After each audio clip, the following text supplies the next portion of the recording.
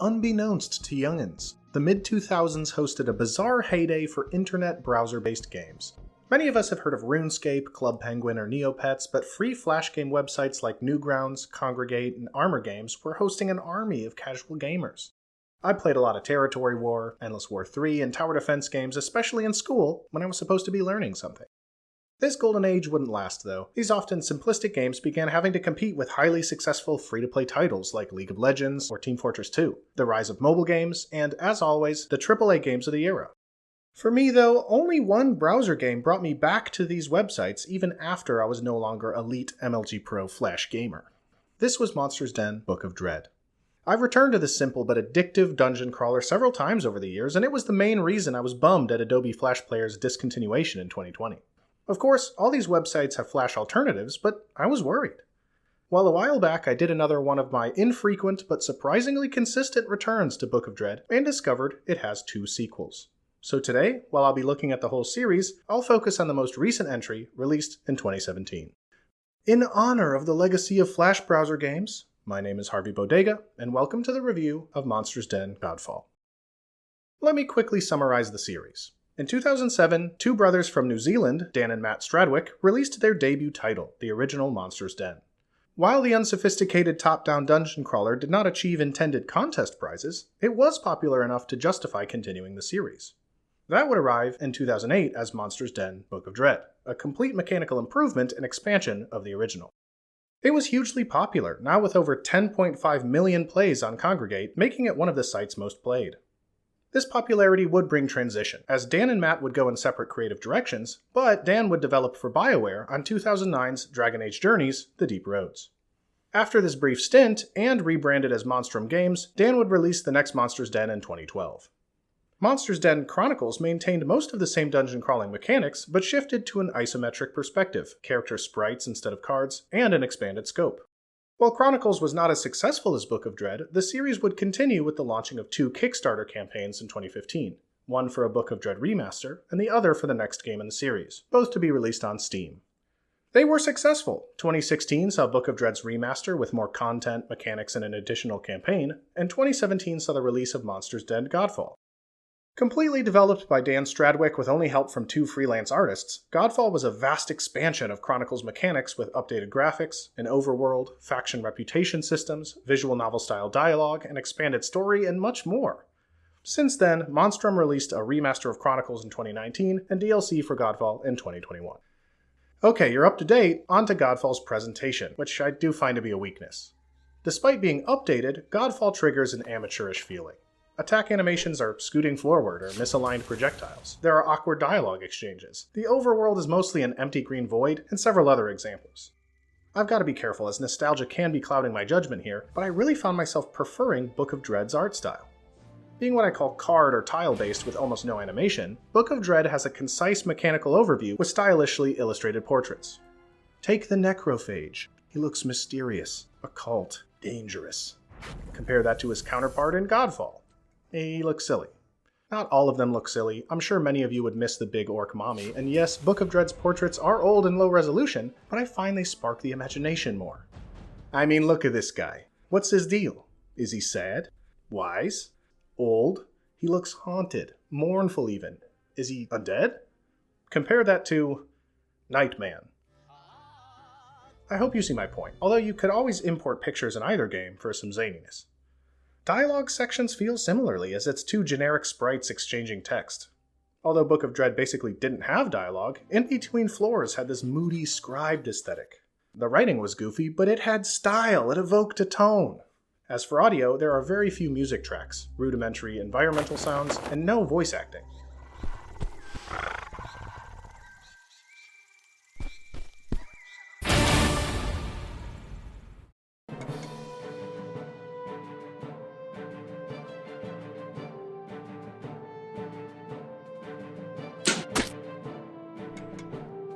Much of the sound has been the same since 2007, and while it adds a little bit of feedback like, I attack, so it makes an attack sound, it's clear that audio is not a priority. I guess that's fine. Overall, Godfall's cartooniness doesn't have the same impact as its predecessor's simple, stylized aesthetic. This reminds me of Blades of Exile. If you haven't seen my video on that game, it was also created by a nearly one-man development team, and I criticized its presentation while praising its gameplay. It'll be similar here, but let me start with a quick overview of what you do in this game. You create a mercenary band and start with a headquarters called a keep, which is upgradable by spending money and influence. You get both resources by doing missions for various factions. This has you traveling across the overworld, which has friendly locations and optional random encounters, to complete objectives in various dungeons. The missions are either preset story or special objectives, or RNG Radiant quests. In dungeons, the layout is AI generated, and combat takes place when entering an enemy's tile. The perspective shifts to an encounter grid, and each enemy and party character takes turns using skills, basic attacks, or just waiting. Combat continues until the enemy is defeated, the party retreats, or is defeated themselves. Carry on until you finish the mission, but manage your health and power, as whatever is depleted in combat carries over, short of using consumables or entering a city. As you kill enemies, your characters gain experience and eventually level up, unlocking skills and increasing their stats. Slain enemies also drop loot, which could be consumables, weapons, armor, or a few special items. Use these to equip your team to be deadlier and better defended, or just sell it all. Finally, completing missions earns various rewards, including that influence, and grants positive reputation for the faction who issued the mission, while possibly lowering in others. Those are the basic mechanics. Let's talk pros and cons. To be direct, the main gameplay loop is fun. Dungeon crawling has dynamic turn-based combat, resulting in cool loot and leveling up. Disclaimer, I think a lot of turn-based combat systems are tedious garbage, but the Monster's Den series has always had strategic depth, satisfying difficulty, vast enemy variety, and just enough RNG to make things tense without feeling unfair. Godfall enhanced these mechanics even more, like including more status effects, each dungeon having stats of its own, boss encounters continuing to be challenging and enjoyable. Difficulty and balance have been a strength, as in previous entries, dungeons scaled with character level. In Godfall, missions have difficulty ratings, the game nudges you towards the most fitting level, and difficulty options are highly customizable. Punish yourself for your crimes, or tiptoe through the tulips. I won't judge you. Each piece of equipment can be leveled up, enhanced, or enchanted. As your party gets stronger, you'll naturally want to replace equipment with higher-leveled alternatives, but you can invest in weapons and armor you like to keep them viable. Although I wish you could name items, I shouldn't complain, as earlier games only allowed one minor enchantment. Progression is satisfying, and lastly, inventory management is done well. A lot of people have intense pet peeves about inventory systems, and the Monster's Den games will have you looting tons of items with an inventory cap. I know, a few of you are already drooling with rage, but Book of Dread's remaster in every subsequent game allows you to hold control and quickly click on items to sell from anywhere, overworld, dungeon, or city. So selling is quick, but they also recommend items to keep, speeding up that time evaluating each item. Although the item recommendations greatly overvalue stun resist, it's mostly very reliable. There are a few gameplay shortcomings though. On the quality of life side, the slow speed of dungeon or overworld travel is a bit tedious, especially compared to Book of Dread's instant travel. Level up progression really tapers off after a certain point too. After you're done unlocking new skills and begin just upgrading them, well, the new ability to lightning strike everyone is going to be more exciting than slightly decreasing a power cost. This takes place in Godfall around character level 20 to 30, which is way better than Book of Dread's 6 to 8. Godfall also has alternative parties to level up for variety, so this isn't too bad. The overworld, besides looking lame, is clunky to navigate. Pathing to missions doesn't take water into account, unless it is the water you can travel over. I don't know. The whole overworld seems really tacked on, I'm not a fan of it. The missions, especially the Radiant RNG ones, can be a mixed bag as well. Defeating a dungeon boss, unique random encounters, and rescuing people is usually great, but exploring an entire dungeon floor? Why? Tiles that enemies are standing on are not considered explored unless you kill them. This is just a kill everything mission with better PR. Okay, last gameplay critique, you get a ton of money, but you don't have much to do with it. Eventually it just sort of loses its value as you sit on hundreds of thousands of coins. Overall, despite these few downsides, Monster's Den Godfall has some innovative and satisfying mechanics while maintaining an enjoyable gameplay loop. Now, it's time for the story conversation, and don't worry, no spoilers here. For the games prior to Godfall, you fight through dungeons until you confront the big bad final boss. Beat them, and you can continue in endless mode, or just consider that your victory. Godfall is basically the same, but with more steps and a little more context. The background lore will tell you that there was a pantheon of gods fighting to the death. Each time a god fell, an intense meteor shower took place, and all followers of that god spontaneously died. The world was in complete chaos until there was only one god left. 50 years after this, you control a general risen from the dead to lead a mercenary group in this post-apocalyptic society. While this sounds like deep lore, it's almost funny how much this intense backstory doesn't come into play, and you still have to go kill the big bad. Dan Stradwick himself said his games are story light, so I don't have much more to say on it, but it has very few ties to the gameplay. What gets me about this series are the great mechanics being held back by a lot of weaknesses. I like aspects of this series so much that I'm going to put myself in the dangerous position of making recommendations for a potential sequel, hoping to double down on the series' strengths while abandoning or reworking its weaknesses. I think Monster's Den has almost everything it needs to be an indie cult classic, just not all in the same game. I want to start with a brief comparison to a highly successful game similar in genre. Darkest Dungeon is a party-based, semi-roguelike, procedurally generated dungeon crawler with light RPG mechanics. It's hugely successful, has great reviews, a sequel, and even a board game adaptation. To be clear, I don't think the next Monster's Den should just be more like Darkest Dungeon. I think Godfall does several things better, like dungeon explorability and the fact that the mechanics aren't intentionally punishing, but I'm bringing up Darkest Dungeon as it conveys two characteristics that the Monster's Den series could improve. The first is style.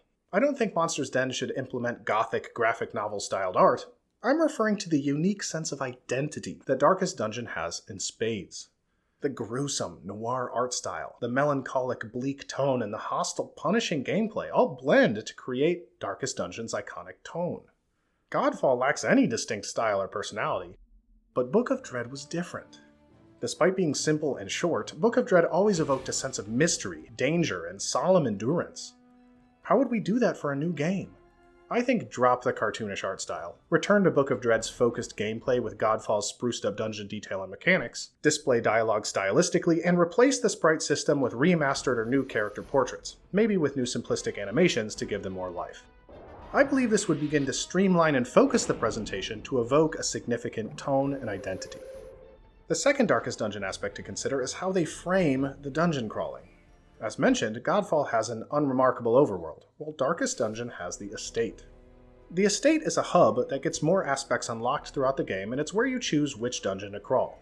This would be perfect for Monster's Den, a simplistic, stylish way to give different dungeon options, additional RPG upgrades, and minimize weak mechanics. The useless faction reputation system, time-sensitive missions, and run-of-the-mill random encounters could be gone, while doubling down to focus on the strong gameplay loop. Maybe borrow the mechanic of characters having to heal in between missions to incentivize leveling up more people. Yes, the hub would have to be added, but I think an upgradable home base screen with options would take significantly less development time than fleshing out an entire world. Although I can't be sure. Those are the two things I think Monster's Den could really glean from Darkest Dungeon, but I have 4 other very quick suggestions. Why not have some RNG dungeon rooms with collectible lore tidbits? Read about the first Void Beast summoning, the life cycle of spider-human hybrids, what it takes to raise creatures from the dead, etc. This would add to the tone, provide more things to find in a dungeon, tie a bit of gameplay to the lore and story, and spark interest in the world of Monster's Den. My next suggestion also aims at strengthening the gameplay story tie. An XCOM 2 or Mechanicus world statistic or timer that requires the main party to take specific missions to weaken enemy factions. If an enemy faction's bar gets too high or fills up, that faction could show up in higher numbers, outright attack the home base, or result in a game over like XCOM. Monster's Den has always had interesting enemy factions, and I think this mechanic could provide depth, variety, and world building. Alright, my last 2 suggestions are more business notes. I think releasing all past Monstrum games on mobile would be financially advantageous, and the mechanics should transfer well. Add in-app purchases for a little additional income, just don't turn it into a gacha game. This only works if it isn't obnoxious or predatory. Lastly, an entirely subjective piece of marketing nonsense. Maybe embrace the series as the Book of Dread series. The name Monster's Den doesn't evoke a tone or spark the imagination as much. It's also possible that more people recognize the name Book of Dread, but I'm not sure. Besides a few additions, I believe the Monster's Den series has everything it needs to produce an indie cult classic. I've spent many hours enjoying Book of Dread, and while my time with Godfall was agreeable, I believe the series has what it takes to achieve greater ambitions. If what you like about roguelikes or dungeon crawlers are level up in equipment progression systems and enjoy well-done turn-based combat, then I can recommend the whole series. To get more specific, there's nuance as to which games and versions I would recommend. You can always play the unremastered original, Book of Dread, and Chronicles all on Congregate for free. For more than those limited versions, I can absolutely recommend Book of Dread's remaster. The inclusion of great quality of life features, a whole other campaign, and a reasonable price makes it a good time and value. However, I don't find myself being comfortable recommending the Chronicles remaster or Godfall. Chronicles feels transitionary between Book of Dread and Godfall in my opinion, lacking strengths of both. Unrelated, but 2nd Chronicles is also the book of the Bible where someone dies because their bowels fall out. As for Godfall, if you're a dungeon crawler superfan or want a longer but less focused Book of Dread, I'd say go for it only if it's on sale. The price is a bit steep and I don't think the DLC is worth it. That being said, if a Monster's Den sequel was announced, I would be enthusiastically following or backing the project, and I have high hopes for this series.